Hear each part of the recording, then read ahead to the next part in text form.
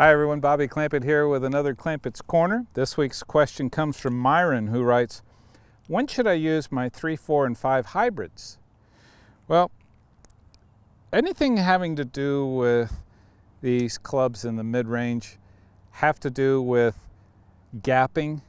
That is the distance between each club when you hit a good shot.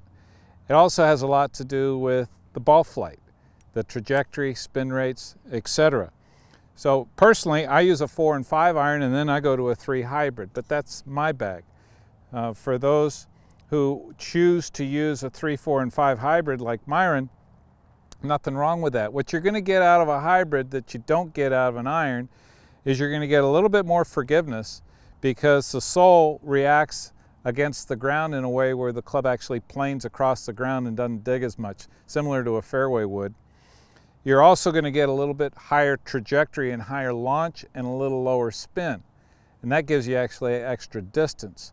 So for those who struggle getting the swing bottom 4 inches in front of the ball, the hybrids can actually be really good in terms of getting a little bit more consistency. The reason why the tour pros don't use 5 hybrids very often, and even 4 hybrids, is because there's gear effect in the club face. Anytime you introduce gear effect, that's going to affect your start line much more on an off-center hit. So the pros like the irons for consistency of strike and start lines. The amateurs like it because of the forgiveness factor of the hybrid.